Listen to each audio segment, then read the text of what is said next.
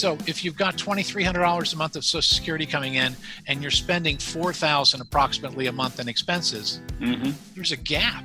That's right. So how do you fill that gap?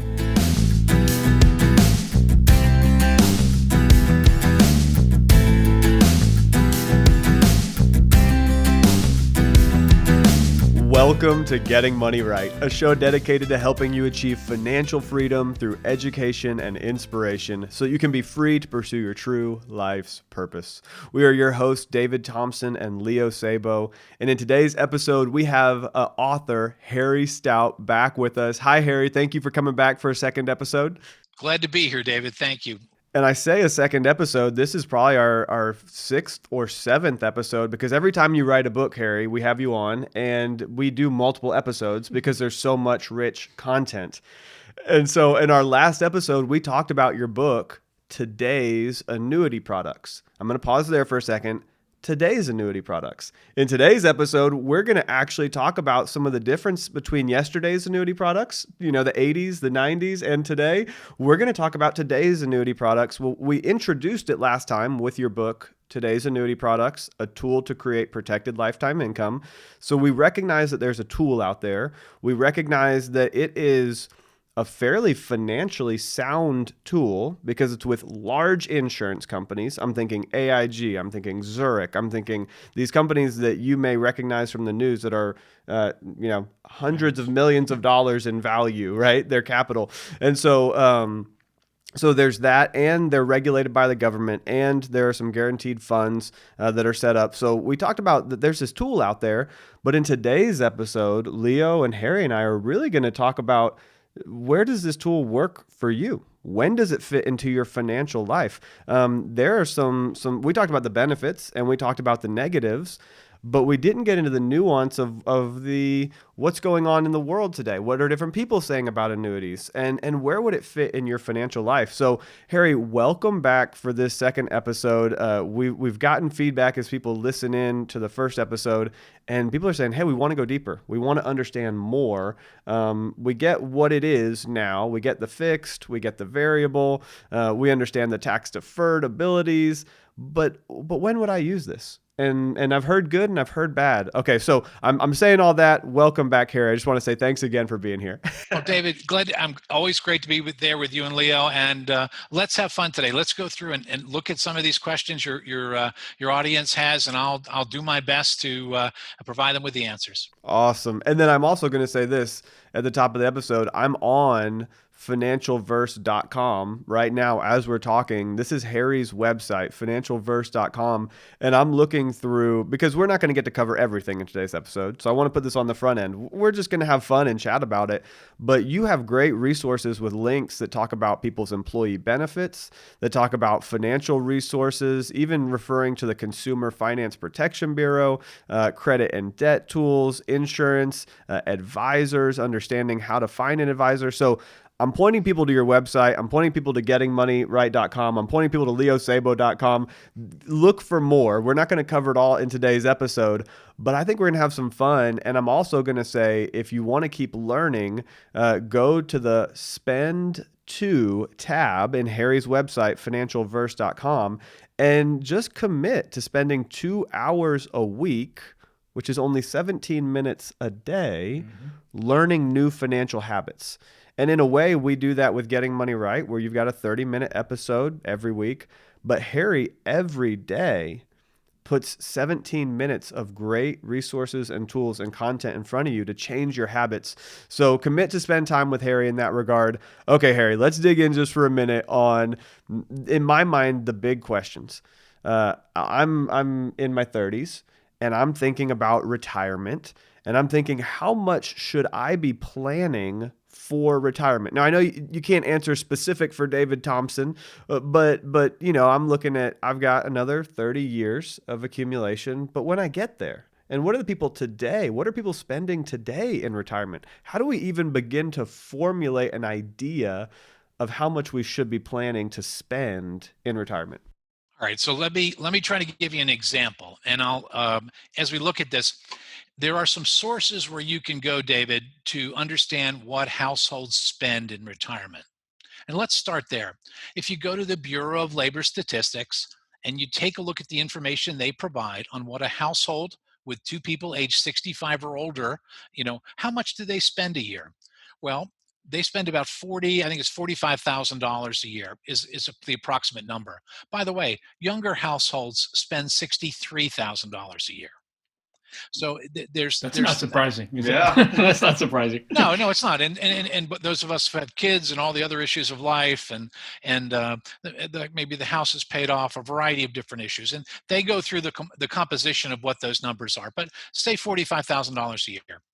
Now today, what income does that older couple have coming in? Typically, combined Social Security benefit for two people about $2,300.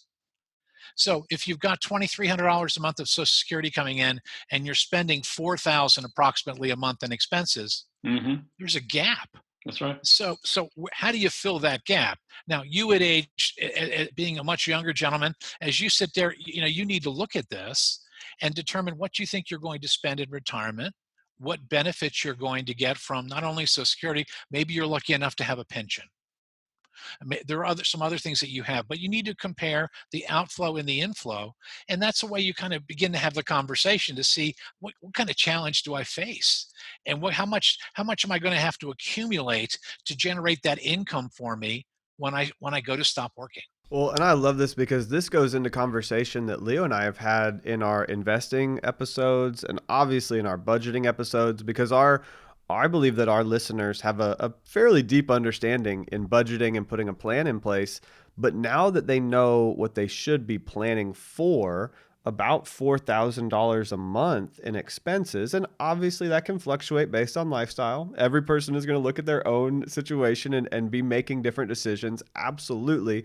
But I love playing with this target number. I think that's a great target number, $4,000 a month in expenses. And then we look at the breakdown of how could somebody get there? And you mentioned, Harry, Social Security for many couples is going to be about $2,300 a month potentially. Now, so let's take that. Yeah, go ahead. Yeah, and I'm just saying that's our example today, and we're not. And please, our audience. Oh, we're not guaranteeing anything to our audience. No, but no, we're just trying to give them a framing so they can see what the challenge looks like. Right. And I think that's important to begin the thinking. Right.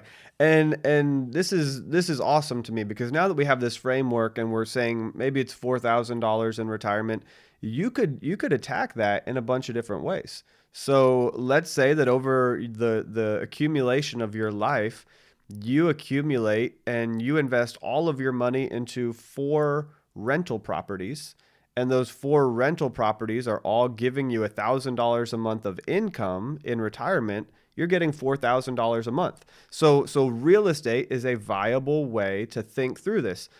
I personally am looking specifically today. I do a lot in stocks and bonds and mutual funds and index funds. So I'm looking at the stock market, which is all companies. We talked about the 4% rule, back in the day, Leo, we've talked about the 4% rule. We've talked about these other pieces of investing. I could get to the place where I am looking at about $1 million of savings in stocks and bonds and mutual funds and index funds, and I'm pulling 4% of that off a year. That's about $40,000. That's almost $4,000 a month. That's another way to tackle this, is having $1 million in investments. And then this is what I love as we begin to talk about annuities. Annuities and Social Security is another way to begin to help you tackle this $4,000 of expenses. You could look at Social Security, which we talked about last episode, is essentially a deferred annuity that you begin taking out at retirement. Well, you could do that with these insurance companies, and all 3, and now there's more than these 3 ways to do it, but all 3 of these have risks and have values. If you have 4 pieces of property, that may be really solid today. But economically, you don't know what that's going to look like 10 years from now. You don't know if real estate values are going to go up, going to go down. Politically, economically, things can change. It's the same with the stock market. Companies can go out of business. Your portfolio could go up, your portfolio could go down. So what's interesting to me about this third option with the annuities is that there are some more guarantees in place to give you a solid baseline. Now, nothing is ever perfectly guaranteed, but you have a large insurance company backing it, you have state regulations backing it, and you've got state guarantee funds backing those insurance companies by shared risk pools. And we don't need to go into all those details, but what I want our audience to think through is, let's say you're planning for $4,000 a month in retirement. Maybe 1,000 is covered by a real estate property. Maybe 1,000 is covered by your investments in index funds and mutual funds. Maybe 1,000 is covered by fixed annuities, and maybe 1,000 is covered by Social Security, and anything additional in Social Security is gravy. So what I'm interested in is, how would you look at this income challenge that we have, Harry, and say, man, you know what a really good baseline would be for annuities would be $500 of those a month in those expenses, or $1,000 a month? Or would you try to shoot for all $4,000 of expenses? Or would you try to break it down with Social Security? I know you can't give specifics on any individual basis, but how do you think about that problem that we all wrestle with and face, with the volatility of stocks, the volatility of real estate, the security of these fixed insurance products? How do you wrestle with that in your mind, Harry? Yeah, what I look, David, is I look at annuities to maybe, if I looked at that 4,000 a month, and maybe 1,000 of it is heat, light, power, food, and my real estate taxes. And maybe I would want to make sure those were all covered, because I had planned on paying off my house at that point in time. And so wouldn't it be nice to have a lifetime guaranteed payment sufficient to cover the bulk of those costs? So you might use an annuity for that particular segment of expenses. Two things I want to add to what you just said, and this will, I think, wake up some people in the audience. Only about 30% of people go through and have a plan. 30% of people have a plan. Now, and as a young man, Yogi Berra, the old baseball player, catcher for the Yankees, had a saying: "If you don't know where you're going, you might end up someplace else." And I think that's with money. That's really important. Having the plan will force you to sit down and make some decisions. Now, the 45,000 of expenses we said at age 65, right? If you look at that, probably doesn't have a large slug for travel. Yeah. But suppose I want to say, well, look, as soon as I retire, or as soon as I stop working full time, we want to go on cruise. We want to go on 4 cruises a year, or we want to go here. So maybe you need 1,000 a month for travel, or 2,000 a month for travel to fund your needs. Well, you got to build that in. So maybe that 4,000 a month is 6,000 a month, and you got to look at that, and you got to make sure that that's there. Or you might want to say, and I've seen a lot of people do this, and David, I think you see it in particular, both you and Leo, with your backgrounds. Some people, when they stop working full time, will take a mission. They'll go abroad. They'll look to help people. How you fund that? Because typically they're paying for that themselves. So how do they do that, and what money do they put aside to make that happen? And so if you don't plan for these things, and so what I say today, and I don't know if you both agree with it or not, but I don't think we're retiring. I think we're fulfilling. That's great. So if you're going to plan for that later stage of life, when you stop working full time and you're doing the things you want to do, could be family, travel, church, education, charitable activities, you've got to have money that's going to be there to help you do that. And if you don't, then that's the situation where you're wearing the sign at the restaurant, or you're driving DoorDash, or you're doing something out of the ordinary, which is all honorable and things that people could do, but it may not be what they want to do.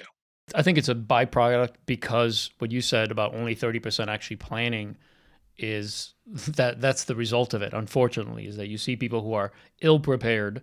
They can't really stop working because they don't have enough investment products to provide that 4,000 or whatever that number is.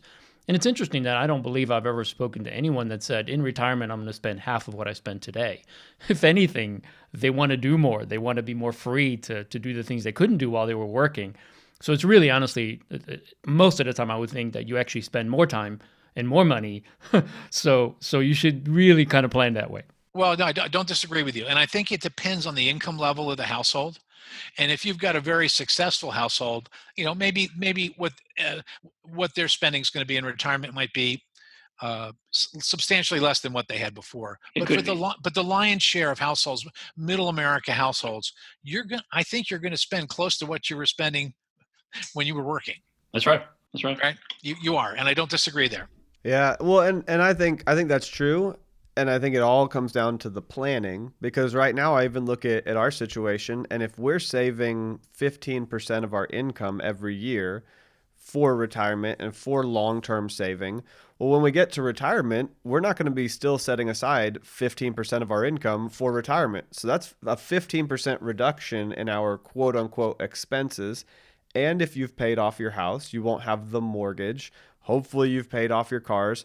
So I can see how it would dip, but I can also see you've got energy, you've got joy, you've got margin, you want to travel, you want to fulfill your mission, to the whatever you feel like is been placed inside of you to serve people. So it really is very unique to each individual, but I love this conversation because this gives us a framework for what do I want to do in retirement? Mm-hmm. And you've talked, I think, in the past when we did the financial verse episode where we talked about your first book. Again, phenomenal work, Harry, doing the outline. I love how you did the outline of the full financial universe, the financial verse, and then now you're honing in to life insurance and annuities and these different opportunities for people to look really deep in. But when we talked about the financial verse, you were talking about this kind of three-legged stool of the fulfilling stage of savings. What does that look like in retirement? And I think these are good frameworks that help us think through. So give us a quick once over on that three-legged stool one more time, Harry, because it was valuable in the financial verse, and I think it fits in this specific segment. Yeah, for most people, when you look at how do they accumulate uh, assets for retirement, in the industry, there's been the three-legged stool. The three-legged stool are you'll get money from government programs. That would be your Social Security retirement benefit. You'll get health benefits from Medicare or Medicaid, depending on your situation. So you've got government benefits. You've got corporate benefits that you get. Now, more today, most companies have replaced defined benefit pension plans with defined contribution plans, and they're still there, and that's a source. I mean, you put money away there, that's a good way for you to get to your 10 or 50, your 15 or even 20% putting away your savings using, say, a 401k plan, and that generates income later on, right? Ultimately, those plans will generate income, and now you're starting to see disclosures of if you put this money in your 401k, this is how much income you should look to get when you retire. That's powerful for people because it forces them to look ahead. So the second leg of the stool would be your corporate plan. So government, corporate. The third is private, your private savings, how you're going to put money away into real estate, investments, annuities, life insurance, how you're going to put that money away into those different asset classes, if you will, to help you solve your equation for how much income you need later in life. That's great. Thanks for going over that. That's a great reminder of those three different legs of the stool for our financial well-being in the retirement. That's part of that planning. As you're looking ahead, you're thinking, how do I come up with this number that I need in retirement? And there are different ways to approach that, and that's great. Let's return a little bit more to the annuity part of this, because I think, as we talked in the last episode with you, there are many benefits. There are some, of course, cons to every product. There's positives and negatives, I guess I could say.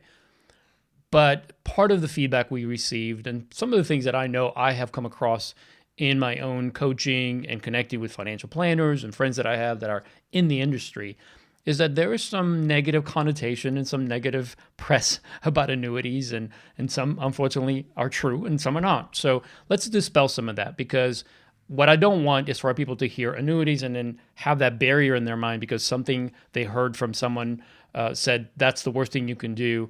Let's educate our people so that if this is an option for them, and it sounds like it could be, that they're not just going to dismiss it. So talk about some of the things that have happened in that product in the past, what's new today, something that I'm sure you have touched on in your book, so that we have a better understanding and maybe take away some of the bad information maybe. Yeah, I think when you cut through it, Leo, it's just a lack of education as to the different types of products, how they're created and what they're supposed to do. Many people, when they talk about annuities, think of them simply as an investment, and they don't view them as an insurance product. They view them as simply an investment. So they compare an annuity to a mutual fund. Well, you really can't do that because the insurance product comes with the insurance wrapper of solvency regulation, operational control, reserving, all the aspects of being produced by a life insurance company and being an insurance product. So a lot of the difference that happens in the marketplace, that's number one fundamental reason. I think that pops up. Number two, there have been high fee annuities and high cost annuities, but a lot of that has been swept out of the market in the last 5 years. And that's why my book, Today's Annuities, and I appreciate David saying that, it's today. And so you have to look at what's going on. So if you look at the spectrum of products available today, there are some with absolutely no fees, and there are others with fees. And I've been involved in situations where people are paying fees and they're saying, I'm happy to pay the fee that got me the guarantee I wanted. It got me the income I wanted. I'm okay with that. And other times, other people say, no, I don't want to pay that fee. I want another option. I don't like that. So I think it gets down to understanding that they're insurance products, how you're using them, and what you're paying. What are you paying to get the benefits that are there? Now, disclosures, how the product is sold and what the salesperson has to disclose to the consumer, that's all has improved substantially and will in the next couple of years improve even more with recent legislation that's going state by state. So the disclosures are all there. I think it's a much more transparent process with significantly more disclosure and education so the consumers can see what they're buying, what it does, and what they're looking, how it fits for them. But that's why an educated consumer is so important. You really ought to spend some time, a consumer should spend some time understanding the basics of these products before they walk in. And I'm going to say this, and I don't say this disparagingly, but in our country today, the level of personal finance knowledge and literacy is quite low. So it takes people have to spend some time studying before they go buy. The same thing, by the way, for an auto insurance policy, a personal umbrella policy, or health insurance policy. My gosh, that's an area that's fun and games for all of us. Think about it. How educated a consumer you need to be in that particular purchase, even if it's an employee benefit. Right. So I think a lot of what's happened has been a result of lack of transparency and a lack of understanding. And I think those can be overcome today. And then the other thing is the companies have done a better job. They're being more innovative, creative, adding more consumer benefits, long-term care benefits, terminal illness, different income types of benefits. So they're looking to be much more consumer-oriented. And an example would be, and I'll give you one great example. In the last 2 years, J.D. Power has started rating annuity companies. So you can get a J.D. Power rating on an annuity company. When I first started in the business, someone said, "What's an annuity company?" People didn't understand because I began to sell annuities when annuities were 12%. You can get 12% interest. Wow. That doesn't happen anymore, does it? Well, and people did, David. They did. People signed up left and right. That's 12% tax deferred. Hey, I'm in. And so, and there were other tax rules and procedures then that made it even more attractive. But so I think it's a process now of it's as we talk today, it's 2021. It's a different world in terms of consumer expectation, consumer transparency, quality of the products, and the companies that are there. And as you look in our country today, you have 50 companies that basically sell all the annuity products in the U.S. And they're getting larger and larger, and there's good reason for that. Yeah, and I just want to focus on something you said, Harry, which is that there are the companies, there are the products, but a lot of transparency has happened especially over the last few years. So that information is available. I think some of the reasons some of these products earlier on and some of the fees and some of the abuses that were happening, or at least alleged abuses from some of the people who felt like they were being taken advantage of. There were some abuses. Sure, I'm sure there were. But I think there's less and less of that because of the transparency, because of the ability for us to be able to dig into these products. And we're not signing or don't have to sign something we don't understand. And because there's more information available, it behooves us to be that center person, that most important person, which is we need to be educated. We need to understand it. We can't rely on someone else to do that for us.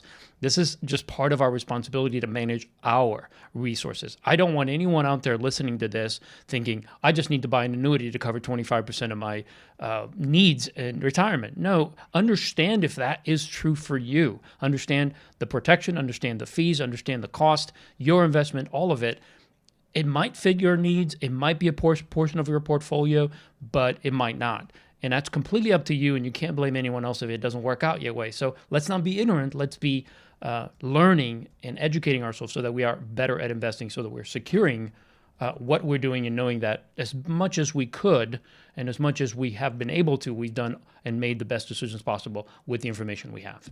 Absolutely, Leo. One item to add there, and that would be this: look at consumer complaints, which are really very, very minuscule for the products that are offered today. I think to me that's a good indicator of what goes on. But again, an educated consumer. My whole point today in my book and so on. Very few places to get guarantees today. Yeah. And think about it. And we don't want to complicate this more.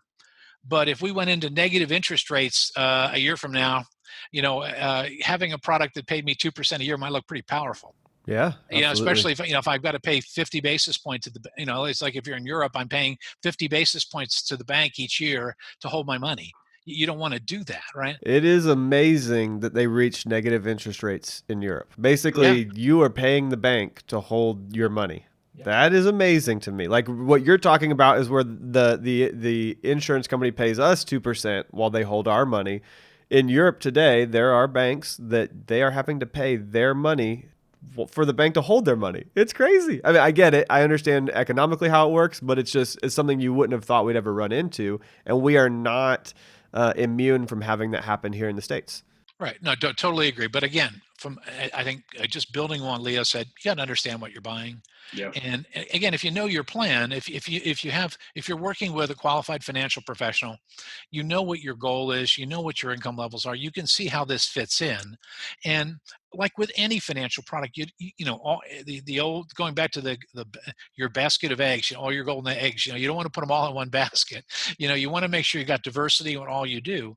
But I think for folks, a lot of people are missing this tool because you can't get guarantees in a lot of places. And the companies that are offering these guarantees, as David said earlier, these are large financial services companies, heavily regulated, heavily capitalized, that are there to provide these benefits to consumers.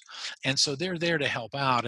And so I think there's opportunity there for consumers to win and the companies to win as everyone treats each other fairly and they're educated. Excellent. Now, Harry, I'm going to ask you some really subjective questions that there could be a million different answers to. So we're not going to hold you to this having to be exactly, accurate for every situation.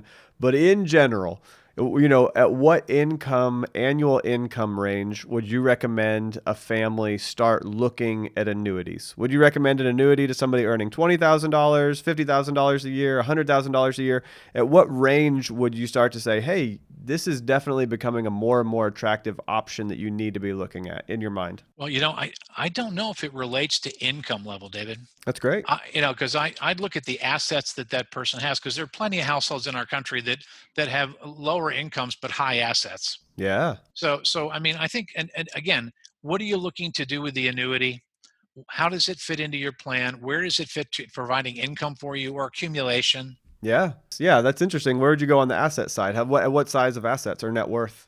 Typically, households with $100,000 or more of assets. Yeah. And the typical annuity, if you look at the industry research, typical buyers of annuities, age 50 and older. Okay. $100,000, because really interestingly, the average annuity sale today on a fixed annuity, for instance, is $80,000. Okay. Yeah, that makes sense. Yeah, that makes it's about $80,000. And if someone's buying an income annuity to generate monthly income, those are on average about $125,000 purchase. That's what people are buying. So those are typically higher asset households. Yeah. But I wouldn't go back to the income test as much, but I'd look at the age, where they are in their planning, what they've accumulated, and how they're looking to use those assets in a better way to generate the income that they need. Yeah, that makes sense. I remember just a couple of years ago, I sat down with a few financial planners, and one of them heavily recommended an annuity to me. And I guess I was probably 30 at the time, maybe 31, 32, but it was a couple of years back, and it felt early to me in my financial journey. And net worth, I don't know where we're at financially, but it just felt early. Are there any red flags that you would watch out for? Because when he brought that up and I was looking at my overall scope, maybe it was an accurate time to bring it up. To me, it felt a little early. To me, it felt a little off. Are there any red flags or places where you say, hey, no, be comfortable. That's not weird. Like that guy was trying to do the best for you, the consumer. Any red flags or things you'd add to that, Harry? Well, I think that's an individual situation by situation answer. You might find someone in their early 30s, fully funded emergency fund, totally, very low mortgage balance, have significant savings every month, potentially going into, say, index funds or investments of some sort. Maybe they could use a variable annuity, which has the equity growth in it.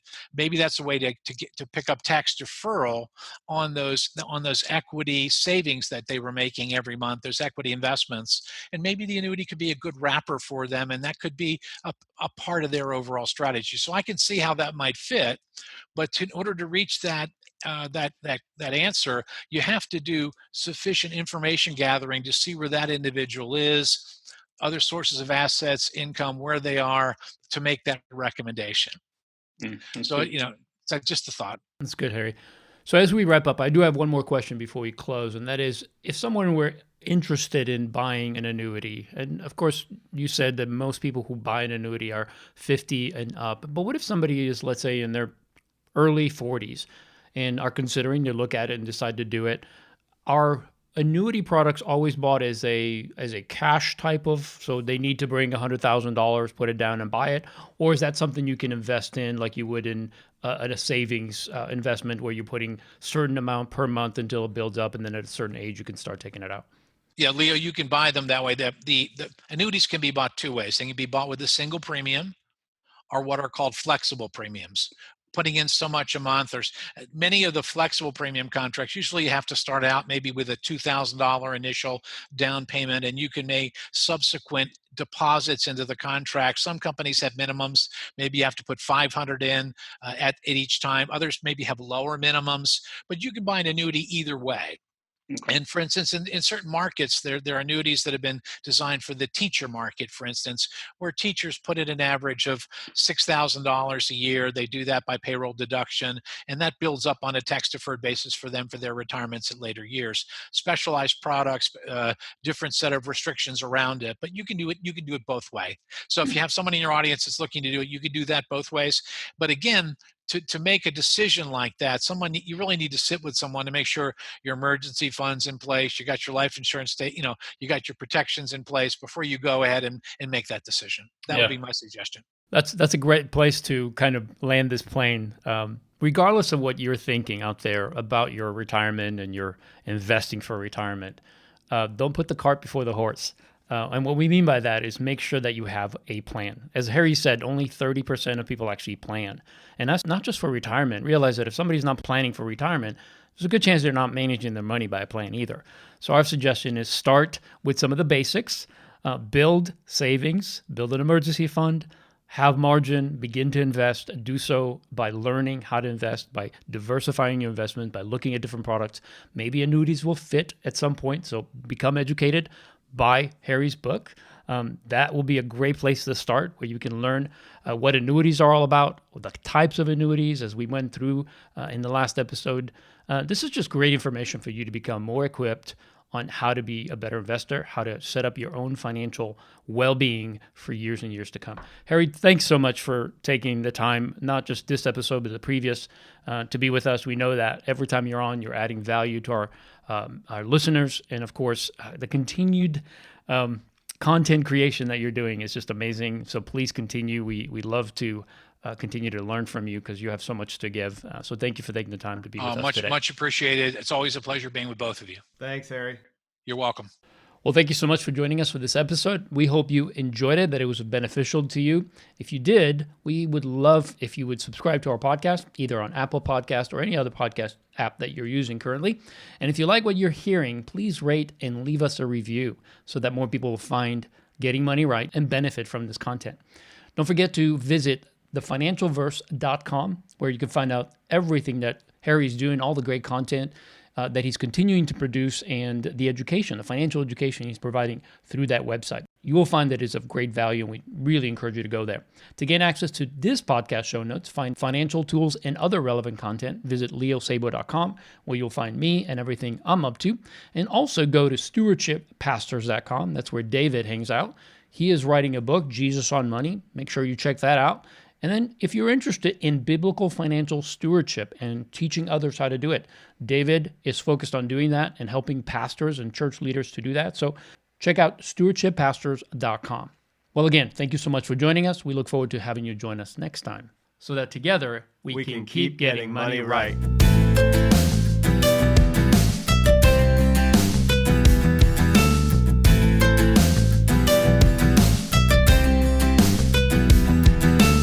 I think for folks, a lot of people are missing this tool because you can't get guarantees in a lot of places. And the companies that are offering these guarantees, as David said earlier, these are large financial services companies, heavily regulated, heavily capitalized, that are there to provide these benefits to consumers.